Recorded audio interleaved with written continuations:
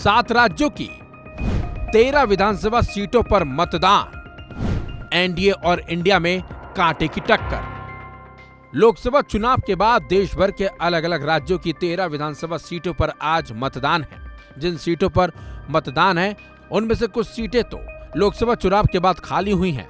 ऐसा इसलिए क्योंकि कई विधायकों ने संसदीय चुनाव में हिस्सा लेने के लिए विधायकी छोड़ी थी, लिहाजा वो विधानसभा सीटें खाली हो गई हैं। वहीं कुछ विधायकों के निधन के बाद विधानसभा सीट खाली हो गई, जिसके लिए नए विधायकों को चुनने के लिए मतदान है।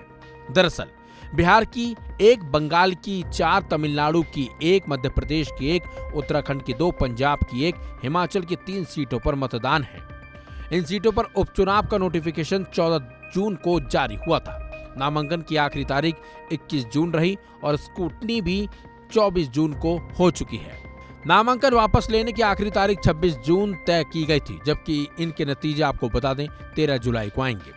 पश्चिम बंगाल में 4 विधानसभा सीटों मानिकतला, रायगंज, राणाघाट, दक्षिण और बगदहा पर मतदान है। इन 4 सीटों में से 3 के बीजेपी विधायक सत्तारूढ़ टीएमसी में शामिल हो गए थे और हाल ही में खत्म हुए लोकसभा चुनाव लड़े थे उन्होंने।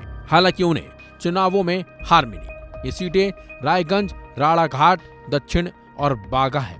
वहीं टीएमसी विधायक के निधन के बाद खाली हुई मानिकतला सीट पर भी मतदान है। टीएमसी के दिवंगत विधायक और बंगाल के मंत्री साधन पांडे का पारंपरिक रूप से कांग्रेस और तत्कालीन टीएमसी का गढ़ रही सीट 20 फरवरी 2022 को उनके निधन की वजह से खाली हुई थी। हालांकि पांडे की जान जाने के बाद 6 महीने के बाद भी इस सीट पर उपचुनाव नहीं हो सका। टीएमसी ने इस सीट पर साधन पांडे की पत्नी सुप्ती पांडे को अपना उम्मीदवार बनाया है, जबकि बीजेपी ने एक बार फिर से कल्याण चौबे पर दांव लगाया है।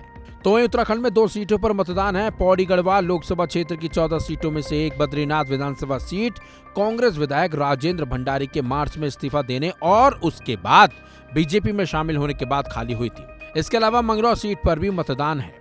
मंगलौर सीट, इस सीट पर हरियाणा के बाहरी नेता करतार सिंह भड़ाना, कांग्रेस के पूर्व विधायक काजी निजामुद्दीन और बीएसपी ने सहानुभूति बटोरने के लिए दिवंगत विधायक सरवत करीम अंसारी के बेटे उबेदुर रहमान को मैदान में उतारा है।